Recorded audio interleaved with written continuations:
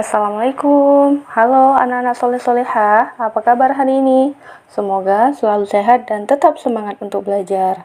Sebelum memulai pembelajaran, mari sama-sama kita membaca doa terlebih dahulu agar ilmu yang kita pelajari nantinya dapat bermanfaat. Hayya naqra'ud du'a. Bismillahirrahmanirrahim. Rabbi zidni ilman warzuqni fahman. Raditu billahi rabba wa bil islam wa bi Muhammadin nabiyya wa rasula. Rabbi syrah li sadri wa yassir li amri wahlul 'uqdatam min lisani yafqahu qawli. Amin. Jika di video sebelumnya kita sudah belajar tentang mengenal denah, di video kali ini kita akan belajar tentang posisi benda dan titik pada bidang koordinat. Nah, kita akan belajar dua jenis bidang. Yang pertama, bidang koordinat, dan yang kedua, lebih spesifik lagi, yaitu bidang koordinat kartesius. Seperti apa ya bidang koordinat dan bidang koordinat kartesius? Apa perbedaan dari keduanya? Yuk, simak video berikut. Yang pertama yaitu bidang koordinat. Bidang koordinat adalah peta-peta atau kotak-kotak yang tersusun dalam baris dan kolom. Nah, berikut contoh letak benda pada bidang koordinat. Contoh, letak tempat pada denah yang digambarkan pada bidang koordinat.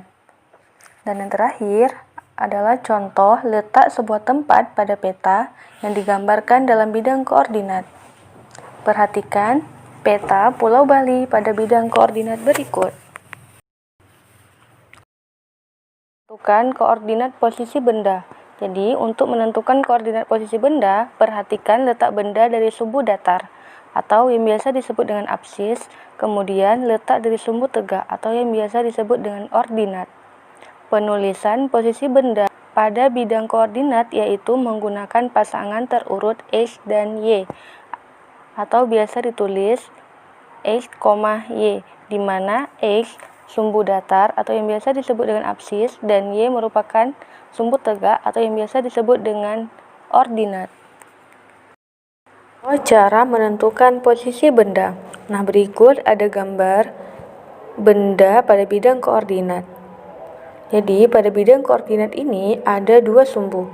Yang pertama ada sumbu mendatar yang disebut dengan apsis atau dapat kita tuliskan dengan X, dan sumbu Y yaitu sumbu tegak biasa disebut dengan ordinat atau dapat kita tulis dengan Y. Nah, setelah kita memahami jenis-jenis sumbu, langkah selanjutnya adalah kita akan menentukan posisi hewan-hewan ternak berikut pada bidang koordinat. Yang pertama, kita akan menentukan posisi sapi pada bidang koordinat.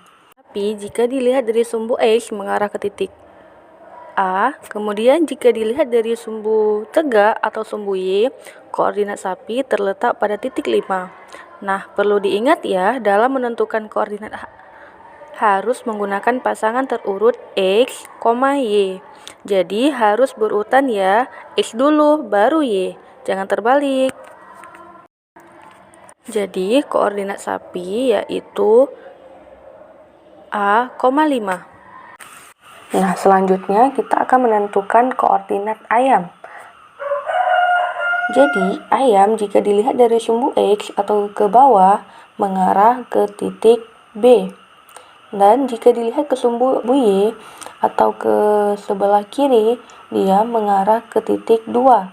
Jadi, koordinat ayam yaitu B, 2.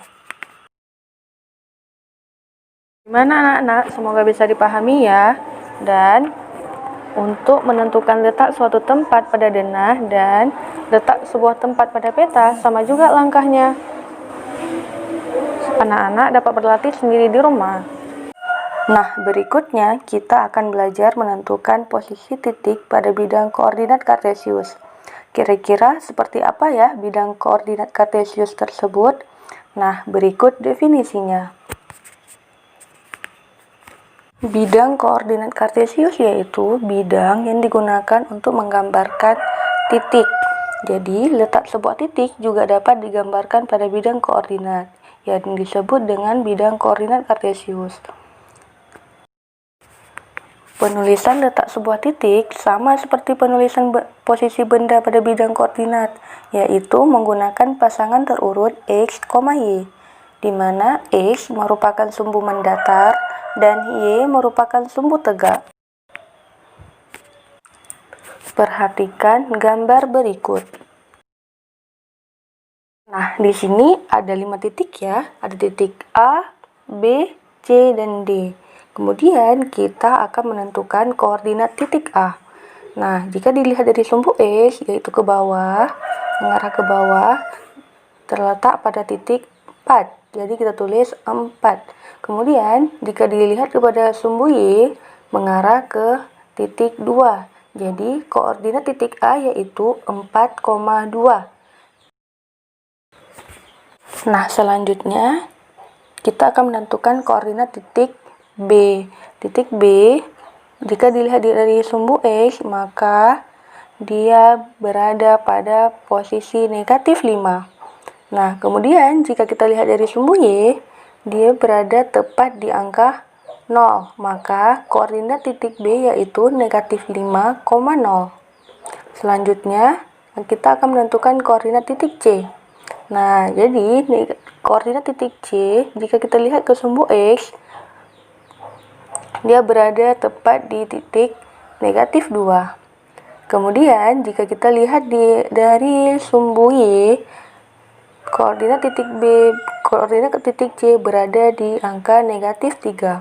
Jadi, koordinat titik C dapat kita tuliskan negatif 2,3. Dan yang terakhir yaitu koordinat titik D. Nah, jika dilihat dari sumbu X, titik D mengarah ke angka 6. Dan jika dilihat dari sumbu Y, titik D mengarah ke angka negatif 2. Jadi, koordinat titik D yaitu 6,-2. Sebuah bangun datar juga dapat digambarkan pada bidang koordinat. Untuk menggambar bangun datar pada bidang koordinat, tentukan terlebih dahulu titik-titik sudut bangun datar tersebut. Setelah itu, hubungkan titik-titik sudut tersebut hingga membentuk suatu bangun datar. Nah, di sini kita sudah menentukan letak titik, di mana koordinat titik A yaitu 4,2, koordinat titik B negatif 5,0, koordinat titik C negatif 2,-3, dan koordinat titik D yaitu 6,-2. Nah, sekarang kita akan menghubungkan titik-titik tersebut dengan menggunakan garis. Nah, pertama Bunda akan menghubungkan garis A dengan garis B. Kemudian garis B dengan garis C dengan garis D, dan garis D dengan garis A. Setelah titik A, B, C, dan D dihubungkan dengan garis, terlihat bangun datar yang terbentuk adalah jajar genjang. Anak-anak, sekian pembelajaran kita hari ini. Semoga bermanfaat dan bisa dipahami. Bunda akhiri dengan membaca doa kafaratul majelis. Subhanaka Allahumma wa bihamdika asyhadu an la ilaha illa anta astaghfiruka wa atubu ilaik. Assalamualaikum. Selamat belajar ya.